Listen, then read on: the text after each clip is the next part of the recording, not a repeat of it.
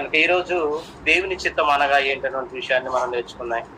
దేవుని చిత్తం అంటే అందరూ కూడా ఏమనుకుంటారంటే, భూమి మీద దేవుని ఎరగినటువంటి వారు ఎరిగినటువంటి వాళ్ళు కూడా అనేటువంటి మాట ఏంటంటే, ప్రతిదానికి దేవుని చిత్తం దేవుని చిత్తం అని అంటారు. కనుక దేవుని చిత్తం అనేది దేవుడు ఒకటి ఏర్పాటు చేశాడు. ఆ చిత్తం అనేది మనం దాంట్లో మనము ఖచ్చితంగా ఉండాలనేది దేవుడు కోరుకుంటున్నాడు. ఆ చిత్త ప్రకారం మనం చేయాలనేది దేవుడు కోరుకునేటువంటి ఒక విషయం. కానీ చాలా మంది అటు విషయంలో అది చెడైనా మంచి అయినా కానీ దేవుడి చిత్తం అంటున్నాం. కానీ దేవుడు ఒక చిత్తాన్ని చెప్పాడంటే దాన్ని మనం తెలుసుకొని చేయాల్సినటువంటి అవసరత బాధ్యత మనందరి మీద ఉంది.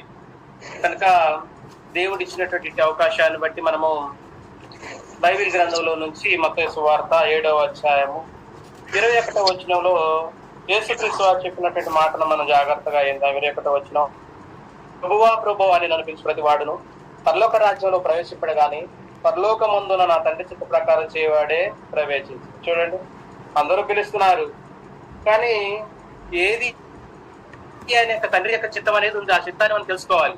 ఆ చిత్తం తెలుసుకోకుండా పరలోక రాజ్యంలో మనం ప్రవేశింపలేము.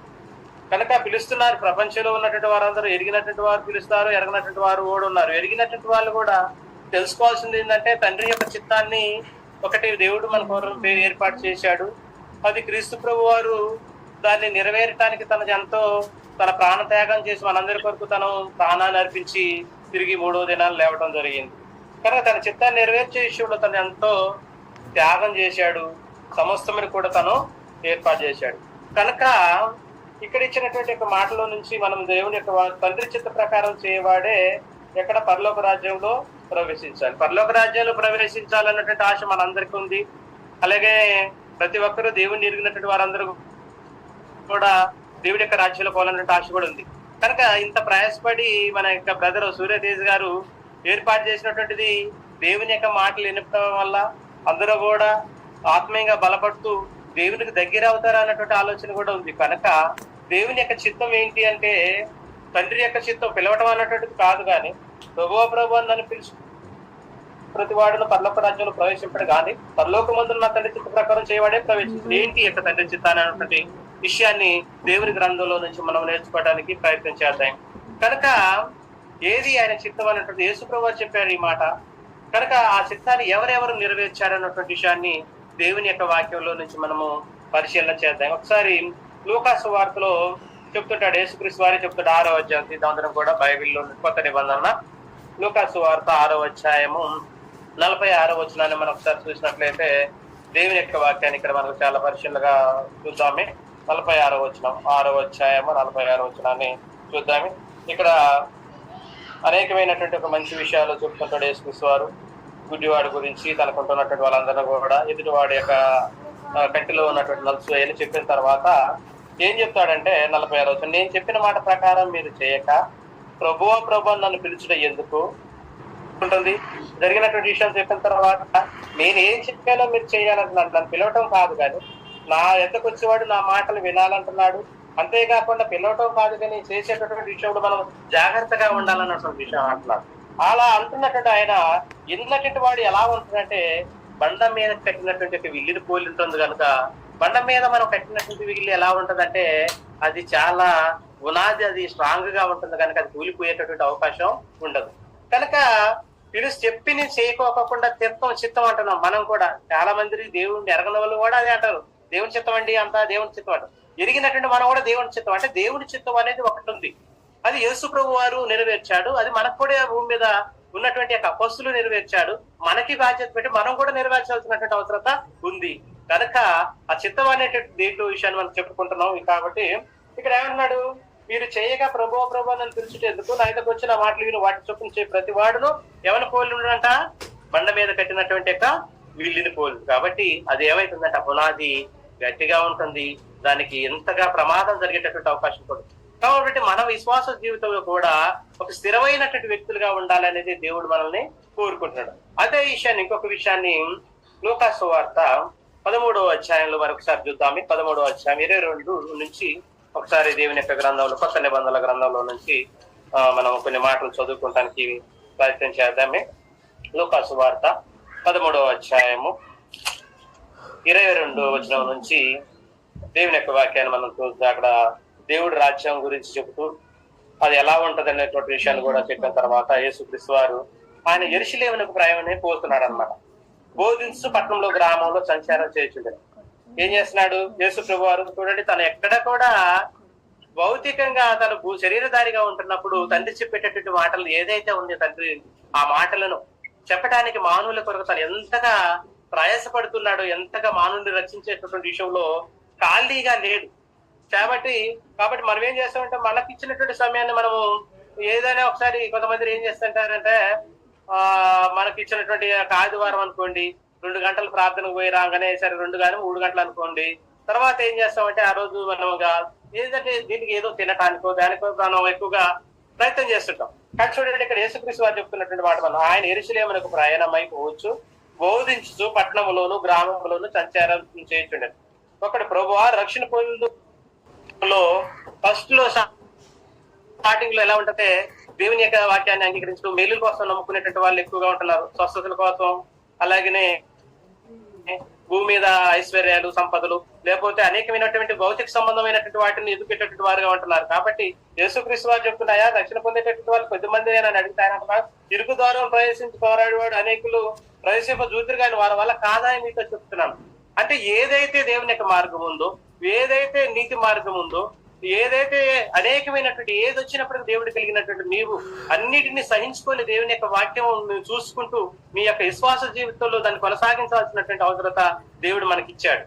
అయితే దాని ఆ విషయంలో ఏం చేస్తున్నారంటే లోక సంబంధంలో ఉన్నటువంటి వాటిని కూడా కొంతమంది దేవుడిని ఎరిగినటువంటి వారు కూడా మరలా లోకంలో కలిసిపోయి వారి జీవితాలను ఆగం చేసుకున్నటువంటి వ్యక్తులుగా కూడా ఉంటున్నారు. అయితే ఎక్కువ శాతం ఏం చేస్తున్నారంటే ఇప్పుడు ఉన్నటువంటి వాళ్ళు మత్స్యాకల వాళ్ళు చేసేటటువంటి ఒక గొప్ప విషయాలు ఏంటంటే వారు దేవుడి సన్నిధికి భౌతికమైన ఆశీర్వాదాలు చెప్తున్నారు. లేఖనాలు నిత్య జీవం ఉందని, మనం భూమి మీద ఒకవేళ కొంతకాలం జీవిస్తాం అన్నటువంటి విషయాలు వారు చెప్పట్లేదు. కానీ మీరు ప్రార్థనకు వస్తే మీకు ఉద్యోగం వస్తుందని, లేకపోతే మీరు దేవుడిని నమ్ముకుంటే మీ ఇంట్లో అనేకమైనటువంటి అద్భుతాలు జరుగుతాయని, లేకపోతే పెళ్లిళ్ళు అవుతాయని, సంపద వస్తుంది అన్నటువంటి విషయాన్ని చెప్తున్నారు. కానీ మనకు నిత్య రాజ్యం ఉంది, మన దేవునితో పాటు నివాసం చేస్తామని పరలోక రాజ్యం మనకి ప్రవేశం దొరుకుతున్నటువంటి విషయాన్ని వారు చెప్పలేని పరిస్థితుల్లో వారు ఉంటున్నారు. కాబట్టి దేవుని యొక్క వాక్యాన్ని మన విరుకుదారుల అనేకులు కూడా ప్రవేశించాలని చూస్తారు, కానీ అది కుదరలేనటువంటి పరిస్థితులు ఉంది. చాలా మంది ప్రయత్నం చేస్తున్నారు. దేవుని సన్నిధికి వస్తూ ఆగిపోయినటువంటి వ్యక్తులు కూడా చాలా మంది ఈ లోకంలో ఉంటున్నారు. దాన్ని కొనసాగించేటటువంటి విషయంలో వెనకబడిపోతున్నారు. కనుక దేవుడు ఇచ్చినటువంటి యొక్క గొప్ప ఏదైతే ఈ శ్వాస జీవితంలో మన యొక్క ప్రయాణంలో ఎప్పుడు కూడా మనము వెనక తిరిగినటువంటి వారుగా ఉండకుండా దేవుని వైపు మనం చూస్తూ దేవుని యొక్క వాక్యాన్ని వింటూ మనం ఆత్మీయంగా బలపడాల్సినటువంటి అవసరత మన మీద ఉంది. కనుక యేసుక్రీస్తు వారు చూద్దాం మరొకసారి అదే విషయాన్ని 13వ అధ్యాయం 22 20 చూడండి ఒకసారి. ఆయన అడగా ఆయన 24 ఆయన వారిని చూసి విరుకు ద్వారమున ప్రవేశింప పోరాడు అనేకులు ప్రవేశింపదూతురు గాని వారి వల్ల కాదని మీతో చెప్పుతున్నాను. ఇంటి యజమానులు లేచి తలుపు వేసిన తర్వాత మీరు ఎలపలు నిలిచి తలుపు తెట్టి అయ్యా మాకు తలుపు తీయమని చెప్పిన ఆరంభించినప్పుడు ఆయన మీరు ఎక్కడ వారో మిమ్మల్ని ఎరగనని దేవుని యొక్క వాక్యాన్ని మనకు ప్రకటింపబడుతుంది. అయినప్పటికీ కూడా దాన్ని ఎవరు కూడా చెవులు పెట్టారు. చూడండి, ఎప్పుడైనా ఒకసారి భౌతికంగా మానవుడి యొక్క నైజం ఏంటంటే బాధ వచ్చేటప్పుడు ఏ సమస్య అయినా సరే ఏది దేని గురించి చెప్పినా కానీ వింటాడు ఒక మనిషి భూమి మీద. అలాగనే ఆర్థికమైనటువంటి యొక్క దిగజారినటువంటి స్థితిలో ఉన్నప్పుడు ఎవరు ఏది చెప్పినా కానీ వినడానికి ప్రయత్నం చేస్తారు. చూడండి, ఇక్కడ అదే విషయాన్ని చెప్తున్నాడు ఆయన. వారిని చూసి 25లో ఇంటి యజమానులు వేసిన తర్వాత తలుపు వేసిన తర్వాత అన్న తర్వాత 26 అంటాడు. ఆయన మీరు ఎక్కడ వారు మిమ్మల్ని ఎక్కడ ఆయన మీరు మా సమూహమందు మేము తిని త్రాగుతుంటే నువ్వు ఆ ఈదులలో బోధించుతామని చెప్పి సాగుతారు. చూడండి, చాలా మంది మనం ఒకవేళ దేవుణ్ణి నమ్ముకోవాలన్నటువంటి వాళ్ళు కూడా కొంచెం కేర్లెస్ గా ఉన్నటువంటి వాళ్ళు కూడా ఉంటారు.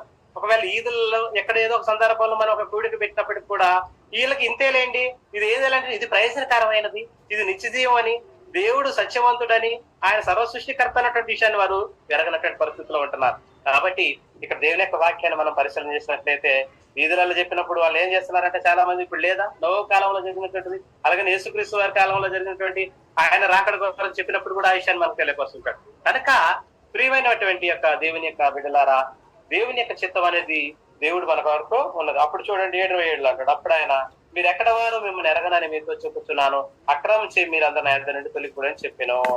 కాబట్టి ఇక్కడ యేసుక్రీస్తు వారు చెప్పాడు, యేసుక్రీస్తు వారు చెప్పినటువంటి మాట దేవుడి చిత్తం అనగా ఏంటన్నది. యేసుక్రీస్తు వారు ప్రభు అని పిలుచుకోం కాదు, కానీ నేను చెప్పినటువంటిది చేయాలన్నటువంటి విషయాన్ని అని చెప్పాడు. మరి చెప్పినటువంటి ఆయన యేసుక్రీస్తు వారు తండ్రి చెప్పినటువంటి దాన్ని చేశాడు అన్నటువంటి విషయాన్ని మనం చూద్దాం. తండ్రి చెప్పినటువంటి దాన్ని ఆయన ఖచ్చితంగా చేశాడు. దేవుని యొక్క వాక్యం మనకు చెప్తుంది. అనేక చోట్ల కూడా మనకి దేవుడి గ్రంథంలో రాయించాడు. ఏప్రిల్కి రాసిన పత్రిక 10వ అధ్యాయం చూద్దాం ఒకసారి. అందరికి తెలిసినటువంటి విషయమే. ఏప్రిల్కి రాసినటువంటి పత్రిక 10వ అధ్యాయము దేవుని యొక్క గ్రంథంలో నుంచి చూడండి 5వ వచనం 5 నుంచి చూడండి. కాబట్టి ఆయన లోకమందు ప్రవేశించినప్పుడు ఇలాగ చెప్పుతున్నాడు, బలియు అర్పణను కోరలేదు కానీ నాకు ఒక శరీరమును అమర్చితివి, పూర్ణ హోమములను పాప పరిహార బలులు నీకు ఇష్టమైనవి కావు. ఇప్పుడు నేను నీ గ్రంథము చుట్టూ నిన్ను గూర్చి రాయబడిన ప్రకారం దేవా నీ చిత్తము నెరవేర్చడానికి ఇదిగో నేను వచ్చున్నానని దేవుని యొక్క చిత్తాన్ని నెరవేర్చడం అంటే చిత్తం అంటేనే దేవుని చెప్పినటువంటి మాట వినటం. యేసుక్రీస్తు వారు తండ్రి అయినటువంటి దేవుడి యొక్క మాట విని మానవుని యొక్క భూమి మీదకి వచ్చేసి తన మానవులందరి కొరకు తన ప్రాణాన్ని ఇచ్చాడు. ఇచ్చినటువంటి మనం ఆయన తెలుసుకున్నట్టు మనం ఆయన చిత్తాన్ని నెరవేర్చాలంటే మనం ఏం చేయాలి? ఆయన పనిని చేయాలి. ఆయన పనిని మనం చేయాలి. ఇక్కడ ఏమంటున్నాడు? అయ్యా నీ చిత్తంలో నెరవేర్చడానికి నేను ఇక్కడికే వచ్చాను అంటున్నాం. మనం ఎక్కడికైనా పోయినాం అనుకోండి, మన పనులు మనం ఉంటాం, మందమాదిని చూసుకుంటూ ఉంటాం. కానీ యేసుక్రీస్తు వారు వచ్చినటువంటి దాని చిత్తాన్ని నెరవేర్చడానికి ఆయన గొప్ప త్యాగాన్ని, తన ప్రాణ త్యాగాన్ని మనందరి కొరకు చేశాడు. ఇంకొక విషయాన్ని యోహాను సువార్త 4వ అధ్యాయం ఒకసారి చూడండి. యోహాను సువార్త 4వ అధ్యాయము 34వ వచనంలో కూడా దేవుని యొక్క వాక్యం మనకి ఇక్కడ తెలియపరుస్తుంటుంది. దేవుని యొక్క మాటలు మనం చూసినట్లయితే 34వ వచనం చూడండి. యేసు వారిని చూసి, నన్ను పంపిన వారి చిత్తం నెరవేర్చటం, ఆయన పని తుదముట్టించడం నాకు ఆహారమై ఉన్నది. ఏంటంటే దేవుని చిత్తం అంటే ఏంటి? దేవుని చిత్తం ప్రతిదానికి, అది మేలైనా కీడైనా దేవుని చిత్తం. దేవుని చిత్తం అంటే దేవుని చిత్తం అంటే దేవుని మాట వినటం, దేవుని పని చేయటం, దేవుని పని చేయటం, దేవుని యొక్క సువార్తను ప్రకటించడం. యేసుక్రీస్తు వారు ఏమంటున్నాడు? యేసు వారిని చూసి అంటున్నాడు, అక్కడ పైన శిష్యులు వాళ్ళందరికీ అక్కడ జరిగినటువంటి భోజనం అనేకమైనటువంటి యొక్క సందర్భాలు జరిగిన తర్వాత కిందికి వచ్చినప్పుడు 34 వచనాలు తను అన్నట్టు అనమాట. యేసు వారిని చూసి, నన్ను పంపిన వాని చిత్తం నెరవేర్చుటకు, ఆయన పని తుదముట్టించుటకు నాకు, మనకు ఆహారం ఏంటి? మనకి దేవుని పని ఆహారంగా యేసుక్రీస్తు వారి తండ్రి పనిని ఆహారంగా అనుకున్నాడు. మనం మాత్రం ఈ భూమి మీద అనేకమైనటువంటి సుఖ సౌఖ్యాల కొరకు మనం వెతుకుతున్నటువంటి వ్యక్తులుగా మనం ఉన్నాం. కానీ తను అంటున్నాడు, దేవుని పనిని నేను చేయటానికి వచ్చాను, ఆయన పని తుదమట్టించాలి. ఏదైతే ఉందో దానిని ఆయన తండ్రి చెప్పినటువంటి యొక్క మాటలను దాన్ని మీ అందరికి తెలియపరచాలి. ఆయన మార్గంలో ఆయన చెప్పినటువంటి మార్గము మనకు కనపరచాలి అందరికీ, ప్రపంచం అంతా అన్న విషయాన్ని క్రీస్తు ఈ రోజు మనకి తెలియపరుస్తుంది. ఒకసారి యోహాను సువార్త 14వ అధ్యాయం 31వ వచనం చూడండి. ఒకసారి యోహాను సువార్త 14వ అధ్యాయం 31వ వచనాన్ని మనం పరిశీలన చేసుకుంటే దేవుని యొక్క వాక్యంలో నుంచి, అయినను నేను తండ్రిని ప్రేమించుతున్నానని లోకము తెలుసుకున్నట్లు తండ్రి నాకు ఆజ్ఞాపించినది నెరవేర్చుకు నేను ఎలాగో చేస్తున్నాను.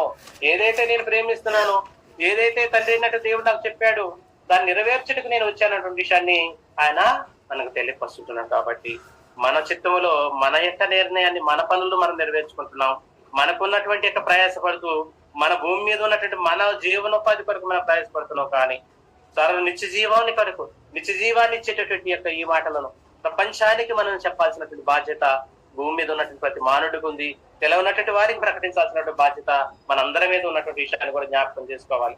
కాబట్టి 6వ అధ్యాయం 38లో కూడా అంటాడు, నన్ను పంపిన వాని చిత్తం నెరవేర్చటకు నేను వచ్చానంటాడు. యోహాను సువార్తలోనే 6వ అధ్యాయము 38 6:38 6వ అధ్యాయం 38వ వచనాన్ని మనం బైబిల్లో నుంచి చూసుకున్నట్లయితే చూడండి ఒకసారి.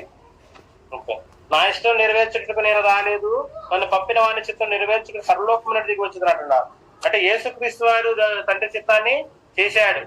ఏమంటున్నాడు? మనకి ఏప్రిల్ రాసిన పత్రికలో 10:5లో చెప్పాడు, ఆయన నేను బలి అర్పణలు ఇవన్నీ కూడా నేను సమర్పించడానికి కాదు, కానీ నీ చిత్తాన్ని నెరవేర్చడానికి వచ్చాను అంటున్న విషయాడు.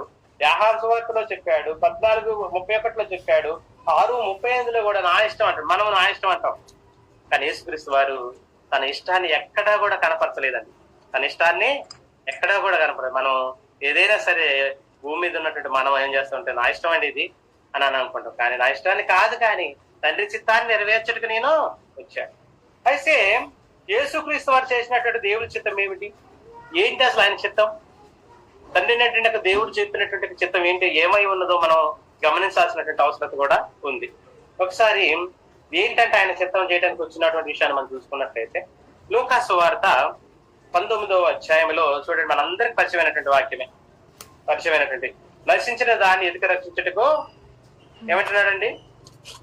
19వ అధ్యాయం, మనిషి కుమారుడు భూమి ఏమన్నాడు? మనిషి కుమారుడు వచ్చినని అతనితో చెప్పాను, ఎలా రక్షించుటకు మనిషి కుమారుడు లోకాన్ని వాక్యాన్ని మనం చూద్దాం. నశించిన దాన్ని ఎదుక రక్షించుటకు మనిషి కుమారుడు వచ్చినని అతనితో చెప్పాను. ఏసు చేసినటువంటి దేవుడి చిత్తం ఏంటంటే ఎవరైతే నశించిపోతున్నారో భూమి మీద అందరినీ ఎలాగ నశించిపోతున్నారు? ఎఫెసీయులకు రాసిన పత్రిక 2వ అధ్యాయము 1వ వచనాన్ని మనం పరిశీలించాము. మానవుడు ఎలాగ నశించిపోతున్నాడు అంటే ఈ యొక్క విషయాన్ని మనకి పౌలు అపొస్తలుల కార్యంలో తెలియపరిచాడు. కనుక దేవుని యొక్క చిత్తాన్ని నెరవేర్చడంలో క్రీస్తు ప్రభువు వారు చాలా గొప్ప త్యాగాన్ని చేశాడు. అలాగనే పౌలు ఏదైతే దేవుని యొక్క 12 మంది శిష్యులు ఉన్నారు, వాళ్ళు చేయడానికి వాళ్ళు ఛాయశక్తులు వారు చేసినటువంటి విషయాన్ని కూడా మనం చూసుకుంటున్నాం.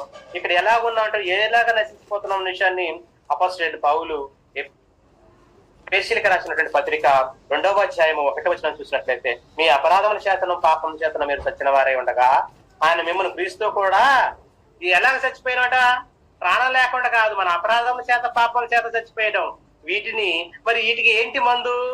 యేసుక్రీస్తు వారి యొక్క రక్తము పాపానికి క్షమాపణ. ఏంటో మన భూమి మీద అన్నటువంటి మన అపరాధాలు మనిషి చచ్చిపోతే ఇలా కాదు, ఈ అపరాధాలుగా మనకు వేసేటటువంటి మంది ఏంటంటే యేసుక్రీస్తు వారు. కాబట్టి అనేక చిత్తాన్ని నెరవేర్చడంలో క్రీస్తు వారు చాలా ముందడుగు ఉన్నట్టుగా మనం చూస్తున్నాం. ఏమన్నాడు చూడండి, మీరు మీ అపరాధముల చేతను పాపముల చేతను మీరు చచ్చిన వారై ఉండగా ఆయన మిమ్మల్ని క్రీస్తు కూడా బ్రతికించును. మీరు వాటిని చేయించు వాయుమండల సంబంధమైన అధిపతిని అనగా అవిధేయులైన వారిని ఇప్పుడు ప్రేరేపించు శక్తికి అధిపతిని అనుసరించి ఈ ప్రపంచం ధర్మం చొప్పున ముడుపు నడుచుకుంటుంది.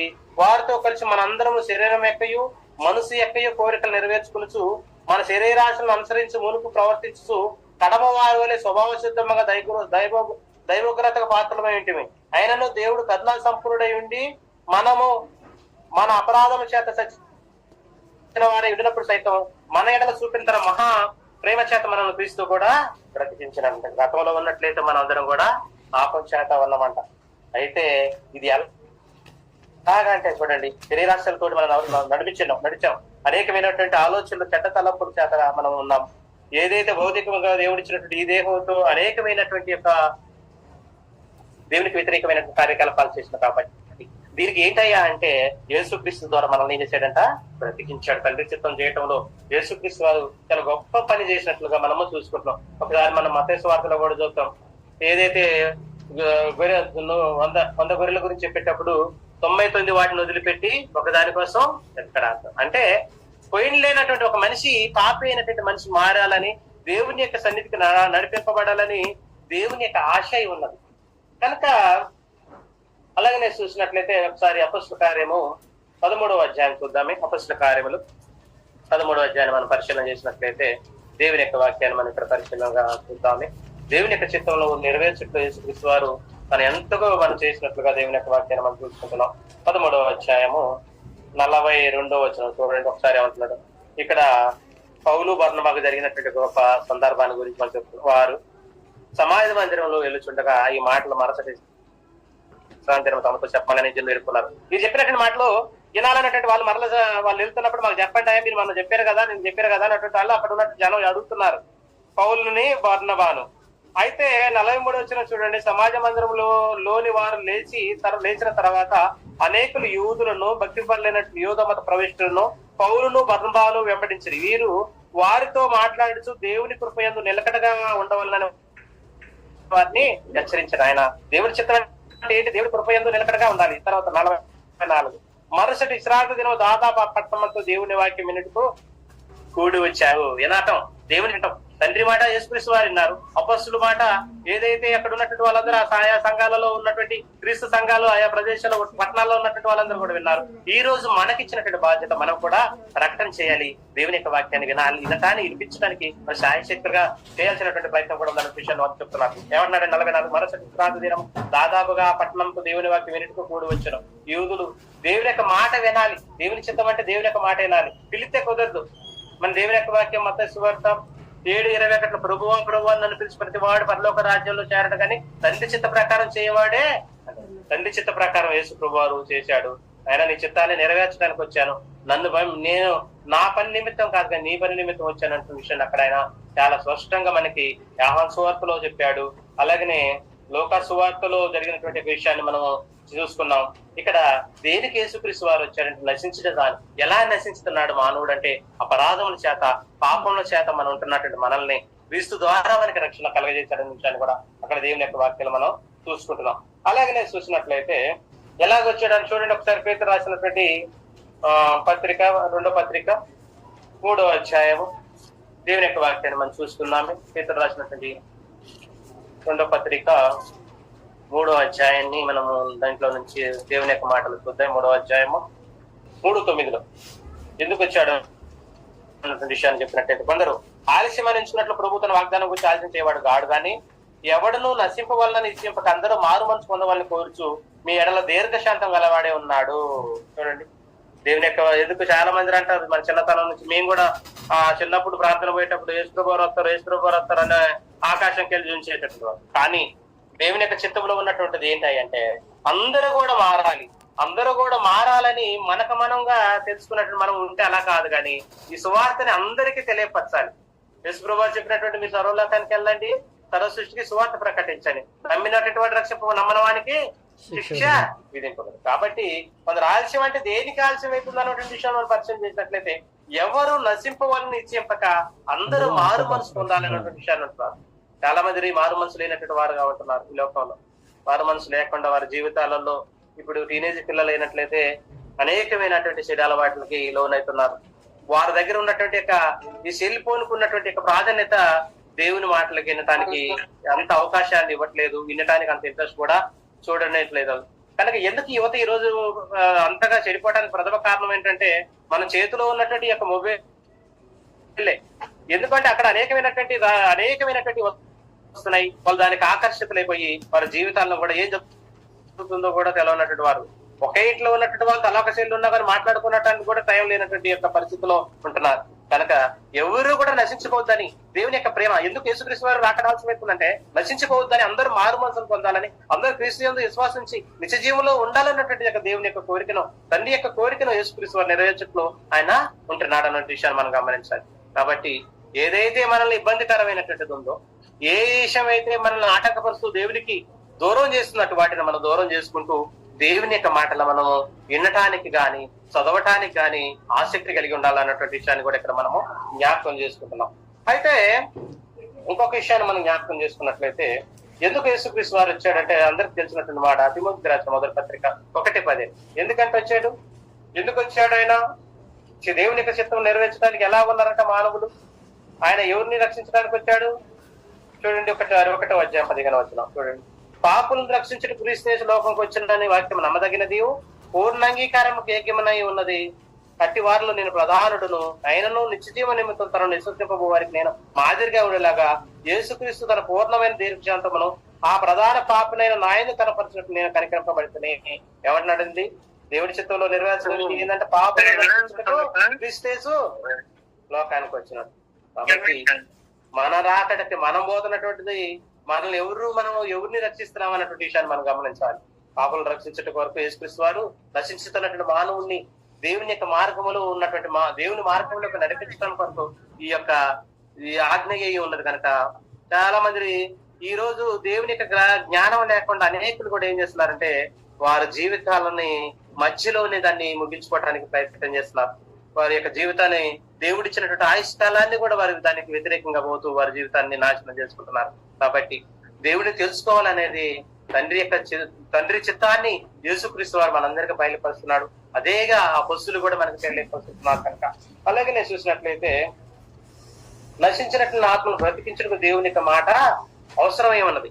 మరి ఏది అవసరం దేనికి? మరి ఏ మాటలో మరి ఈ మాటలు మనం భౌతికంగా మన మాటలో ఒక మనిషిని రక్షించగలుగుతాయా? భూ సంబంధమైనటువంటి మనం ఏమైనా చెప్పగలిగితే అది రక్షించడం దాంట్లో మన శక్తి ఉందా?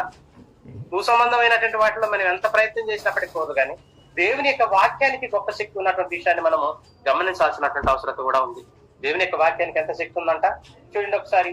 యాకోబు రాసినటువంటి పత్రిక 1వ పత్రిక 1వ అధ్యాయం 21 మనం చూసుకున్నట్లయితే దేవుని యొక్క మాటలు మనము యాకోబు రాసిన పత్రిక చూడండి, చూడండి ఒకసారి. అందుచేత యాకోబు చెప్తున్నాడు దేవుని యొక్క మాటలు, అందుచేత సమస్త కల్మోషమును ఇర్రవీగుతున్న దుష్టత్వమును మాని లోపల నాటబడిన మీ ఆత్మ రక్షించడం శక్తి గల వాక్యంను స్వాధికముతో అంగీకరించుడు. ఏమన్నాడు?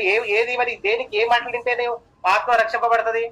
భౌతిక సంబంధమైన ఏ రాజకీయ నాయకుడి మాట గాని, భూమి మీద ఉన్నటువంటి స్నేహితుల మాట దేవుని మాట కాకోకుండా విన్నప్పటికీ కూడా లోపల నీ దేహంలో దేవుడిచ్చినటువంటి ఆత్మ రక్షించబడాలంటే ఏం కావాలంటే దేవుని యొక్క వాక్యాన్ని మనం వినాలి. నశించిన ఆత్మను బ్రతికించుటకు దేవుని మాట అవసరమే ఉన్నది. కాబట్టి అవి ఏమైతుందట? అందుచేత చూడండి 21, అందుచేత సమస్త కల్మోషమును విర్రవీగుచున్న దుష్టత్వం మాని. మన లోపల ఆత్మ ఉందండి. చాలా మంది ఏం చేస్తారంటే ఏముందిలేండి దేవుడు ఏదో ఏం చేసాడని అంటుంటారు. చాలా మందికి భౌతికంగా బాగా అలవాటు ఏమైపోయిందంటే వాక్యం కాదు కానీ వారికి ఆనందపరిచేటటువంటివి కావాలి. వాళ్ళు భౌతికంగా వాళ్ళని ఆనందపరచాలి. ఏదైనా ఒకటి కథ చెప్పటము, లేకపోతే వారికి ఏదో ఒక మంత్రజాలం చేసినట్టు చేశారు ఈ రోజు మత్స్యాకులటువంటి వాళ్ళు. వాళ్ళ వల్ల ఏమైపోతుందంటే సత్యవాక్యం అనే వాక్యంగా లేదు. చాలా మంది ఇంకా నేను ఈ మధ్యలో ఎక్కడో చూశాను, దేవుని వాక్యం కంటే ముందుగా మీరు సాక్ష్యం చెప్పండి అంటే ఆయన 3-4 గంటలు చెప్తున్నాడు సాక్ష్యం. ఏమన్నా యేసుప్రభు నన్ను గురించి నేను సాక్ష్యం చెప్పుకున్న సాక్ష్యం కాదు, తప్పుగా కరెక్ట్ కాదు అంటాడు. మన గురించి మనం చెప్పుకుంటే కాదు. కానీ యేసుప్రభు దేవుడి కుమారుడు అన్నటువంటి విషయాన్ని అక్కడ ఉన్నటువంటి పేతురైతే మీ అక్కడ ఉన్నటువంటి దెయ్యాలు కూడా దేవుడి కుమారుడు అన్నటువంటి విషయాన్ని చెప్పే కానీ మన గురించి చెప్పుకోవడానికి ఏముంటుందండి? ఇక్కడ టయాన్ని వేసి చేయటం. కాబట్టి వాక్యం విలువైనది, దేవుని మాటలు వెళ్ళదు. ఎందుకంటే దుష్టాత్మను విర్రవిగుతున్నటువంటి వీటన్నిటికి నిర్మూలన చేయగలిగినటువంటిది ఏమైనా ఉన్నదా అంటే అది దేవుని యొక్క మాటే. అది నిర్మూలన చేసి దానికి ఆ శక్తి ఏదో ఉందంటే దేవుని మాటలు ఉన్నటువంటి విషయాన్ని మనం గమనించవలసినటువంటి అవసరత కూడా ఉంది. కనుక అలాగే నేను చూసుకున్నట్లయితే తిమోతికి రాసినటువంటి మొదటి పత్రిక 2వ అధ్యాయము దేవుని యొక్క వాక్యాన్ని మనం చూద్దాం. తిమోతికి రాసినటువంటి మొదటి పత్రిక 2వ అధ్యాయము 4వ వచనం చూడండి. దేవుని యొక్క ఆశయం ఏంటంటే భూమి మీద చెప్తుంటే 2వ అధ్యాయం 1వ వచనం కానీ చెప్తూ కూడా మన భూమి మీద ఎలా ఉండాలని చెప్తూ మనము సంపూర్ణ భక్తియు మాన్యత కలిగి నెమ్మదిగాను సుఖంగా బ్రతుకు నిమిత్తము అన్నిటికంటే ముఖ్యంగా మనుషులందరి కొరకును, రాజుల కొరకును, అధికారులందరికను విజ్ఞాపనలను, ప్రార్థనలను, యాచనలను, కృతజ్ఞత స్తుతులు చేయవలని హెచ్చరిస్తున్నాను. ఇది మంచిది, మన రక్షకుడికి దేవుడి దృష్టికి అనుకూలమై ఉన్నది. ఆయన మనుషులందరూ రక్షణ పొంది సత్యము గురించిన అనుభజ్ఞానం గలవారై ఉండవాలని ఇచ్చిస్తున్నాడు. ఏమేంటండి? మనుషులందరూ రక్షణ పొందాలి, సత్యం గురించి వినాలి. సత్యాన్ని ఈరోజు సత్యంగా చెప్పేటటువంటి వారుగా లేరు. వాళ్ళ భూమి మీద ధనాన్ని సమకూర్చుకోవటం కోసం సత్యాన్ని కూడా ఏం చేస్తున్నారు? రమ్మి వేస్తుంటున్నారు. కనుక సత్యాన్ని ఏం చేసేటట్టున్నారు? ఏమంటున్నాడండి? మనుషులందరూ రక్షణ పొంది సత్యం గురించిన అనుభజ్ఞానం గలవారై ఉండవాలని ఇచ్చిస్తున్నాను అంటున్నాడు పౌలు తిమోతికి చెప్తున్నటువంటి మాట మనం చూసుకున్నట్లయితే. కాబట్టి దేవుని యొక్క వాక్యాన్ని మనం చూసుకున్నట్లు ఏంటంటే సత్యం అంటే యోహాను సువార్త 17:17 ఏమంటాడు? మీ వాక్యమే సత్యము. సత్యం ఎవరిలో ఉందండి? దేవుని మాటలు దేవుళ్ళలో ఉంది, క్రీస్తులు. కాబట్టి ప్రియమైనటువంటి యొక్క దేవుని యొక్క ఈ యొక్క జూమ్ యాప్ లో పాల్గొన్నటువంటి దేవుని సేవకులకు, విశ్వాసులకు చెప్పబడినటువంటి దేవుని చిత్తం అంటే ఏంటంటే దేవుడు చెప్పినటువంటి పనిని చేయటమే దేవుని చిత్తం. అది ఎవరు చేశారంటే క్రీస్తు ప్రభువు చేశారు, అపోస్తులు చేశారు. అలాగనే ఎందుకు యేసుక్రీస్తు వారు వచ్చాడంటే ఆయన ఏదో భూమి మీద ఆస్తిని సమకూర్చుకోవటానికో, లేకపోతే భూమి మీద అన్ని మేడల మిద్దులు కట్టుకోవటానికో రాలేదు. కానీ ఎక్కడ చూసినప్పటికీ తన ఆయన ధోనిలో ప్రయాణించినప్పటికీ కానీ ఆయన ఎక్కడ ఉన్నప్పటికీ కూడా దేవుని యొక్క మాటలు చెప్పటానికి, ఆయన మనుషులందరినీ కూడా రక్షణ మార్గంలో నడిపించడానికి చేసినటువంటి ప్రయత్నమే తప్ప తన భూమి మీద ఏది కూడా లేదు. ఏమంటాడండి? ఆకాశ పక్షులకు గూళ్ళు ఉన్నవి, నక్కలకి బోరేలు ఉన్నాయి, మనిషి కుమారుడు తల దాల్చుకున్నట్టుకు. కనుక ఆయన ఏది కూడా సమకూర్చుకోవట్లేదు. ఈ రోజు ఉన్నటువంటి వాళ్ళందరూ కూడా అనేకమైనటువంటి వాళ్ళు, ఈ కార్పొరేట్ సేవ అన్నటువంటి వాళ్ళకి అనేకమైనటువంటి ఆస్తులు సమకూర్చుకుంటున్న ఆత్మల కంటే భౌతికమైనటువంటి ఆశీర్వాదాలు మీకు వస్తాయని చెప్పేసి మీ దగ్గర ఉన్నటువంటి వాటిని అన్ని ఇవ్వండి అన్నటువంటి చెప్తూ దేవుని యొక్క వాక్యాన్ని పక్కదారి పట్టాలి. సత్యం గురించి అనుభవ జ్ఞానం మనం పొందాల్సినటువంటి అవసరత ఉందన్నటువంటి విషయాన్ని కూడా దేవుడు మనకి తెలియపరుస్తున్నాడు. కాబట్టి సత్యం అంటే దేవుని యొక్క లేఖనం అన్నటువంటి. అయితే క్రైస్తవులు దేవుని చిత్తం జరిగించాలన్నటువంటి అవసరత కూడా మనందరి మీద ఉంది. దేవుని యొక్క చిత్తాన్ని మనందరం జరిగించాలి. క్రీస్తు ప్రభువు జరిగించాడు, అపోస్తులు జరిగించాడు, మనం కూడా జరిగించాలి. మనం జరిగించాల్సినటువంటి అవసరం కూడా. లోక సువార్త 12వ అధ్యాయము 47వ వచనాన్ని చూద్దాం. లూకా సువార్త 12వ అధ్యాయము 47వ వచనాన్ని మనం చూసుకున్నట్లయితే చూద్దాం ఒకసారి. 47వ వచనం చూడండి. తన యజమాని చిత్తం మెరిగి ఉండి చిత్తపడక అతని చిత్తం చొప్పున జరిగింపక ఉండు దాసునికి అనేకమైన దెబ్బలు తగులును. ఏదైతే చూడండి, ఒకసారి భౌతికంగా మనం చూడతాం.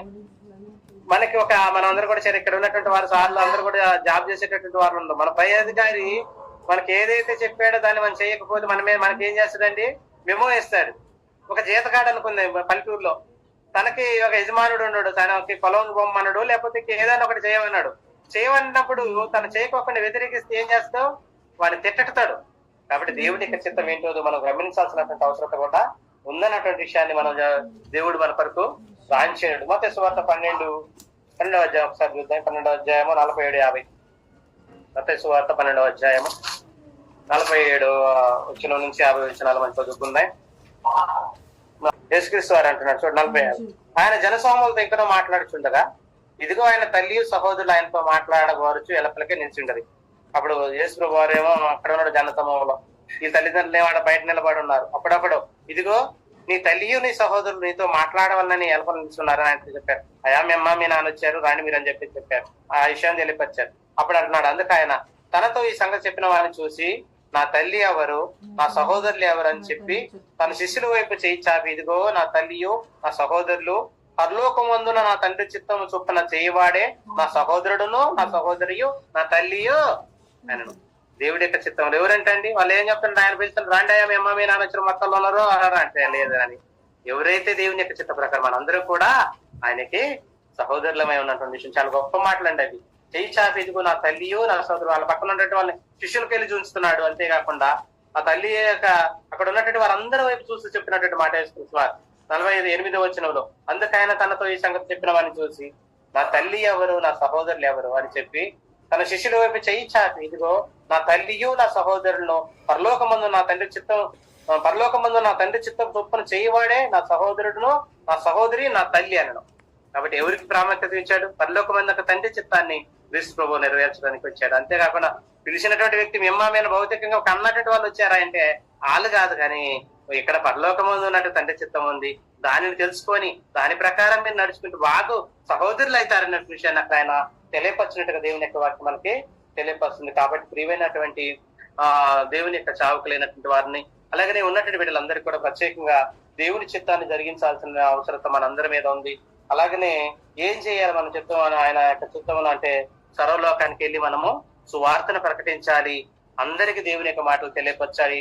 నశించుతున్నటువంటి మానవులను అలాగే అనేకమైనటువంటి చెడు యొక్క వ్యసనాలకు బానిసైతున్నటువంటి యొక్క యవనస్తులు కానీ లోకంలో మానసిక ఇబ్బందులు ప్రతి చిన్న వాటికి కూడా మనిషి తన ప్రాణానికి తీసుకున్నటువంటి ఆలోచన కలిగినటువంటి మానవుడికి ఈ సత్యవాక్యాన్ని తెలియచెప్పాల్సినటువంటి బాధ్యత తండ్రి యేసుక్రీస్తు వారికి ఎలాగనే చెప్పాడు, అపొస్తలులకి యేసుక్రీస్తు ఎలా చెప్పాడో మనం కూడా దేవుని ఎరిగినటువంటి ఈ సత్య సువార్తని ఈ యొక్క ప్రపంచానికి మనకున్నటువంటి పరిధిలో మనము దేవుని మాటను తెలియపరచాల్సిన అవసరత మనందరి మీద ఉందని మీ అందరికీ నేను ప్రేమపూర్తిగా తెలియపరుస్తున్నాను.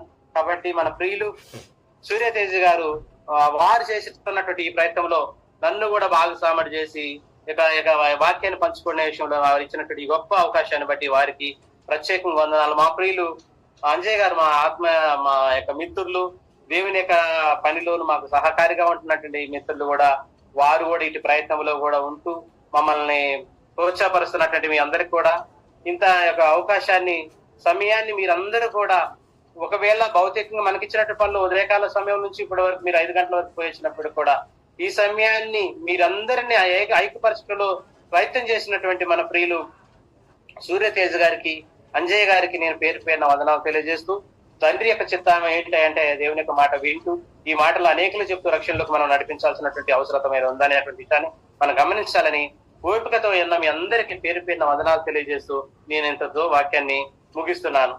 అందరికీ వందనాలండి. వందనాలు బ్రదర్, వందనాలు. థ్యాంక్ యూ వెరీ మచ్ అండి. రమేష్ గారు మనకి మంచి లెసన్ మనకు నేర్పించారండి. లోకంలో నానుడి ఉంటుంది, ఏ జరిగినా సరే దేవుని చిత్తమని ప్రతి విషయానికి తగిలించేస్తూ ఉంటాం అన్నమాట. దాన్ని బట్టి మనం అర్థం చేసుకోవాల్సింది ఏంటంటే తండ్రి చిత్తం అసలు ఏంటి, దాన్ని బయలుపరచడానికి యేసుక్రీస్తు వారు భూమి మీదకి తండ్రి చేత పంపబడ్డాడు. ఆ యొక్క చిత్తాన్ని భూమి మీద బయలుపరిచాడు. ఆ చిత్తాన్ని మనం కనుగొనాలి.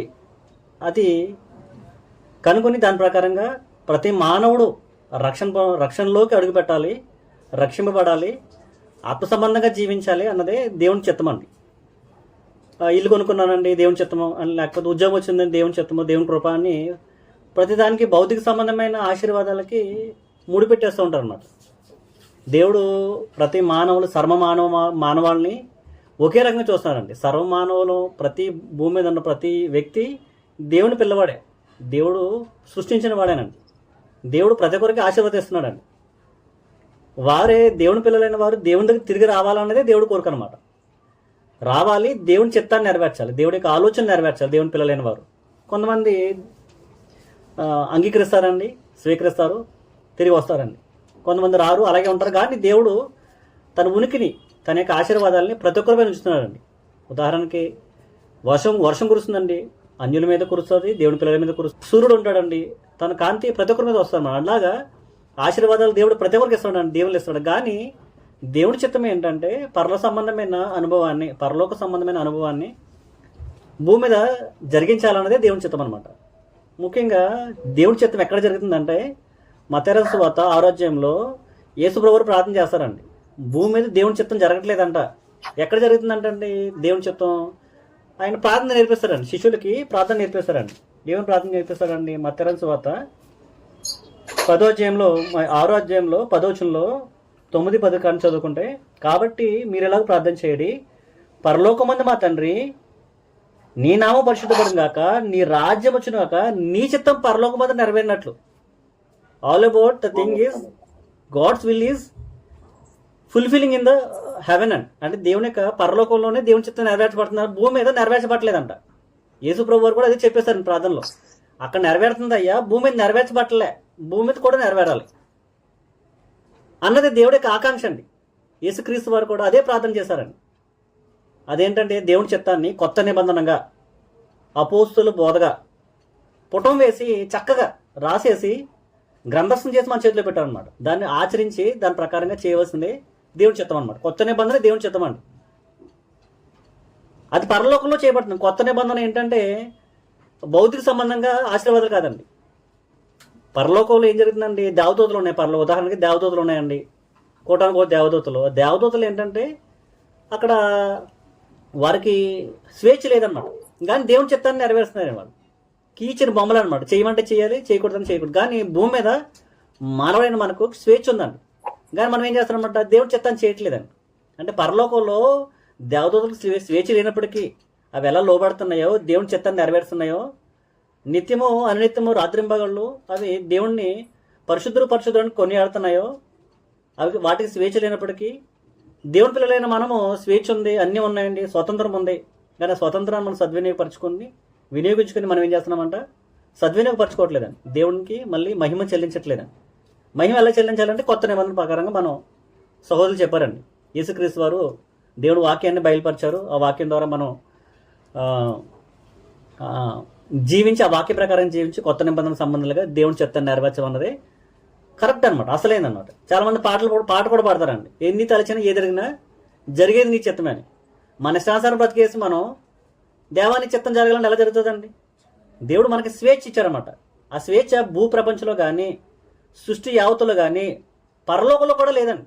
దేవదూతలు కూడా స్వేచ్ఛ లేదండి. అంటే స్వేచ్ఛ లేవని అవి బాధపడవండి. దేవదూతలు బాధ పెట్టుకునే పరిస్థితి లేదండి అక్కడ.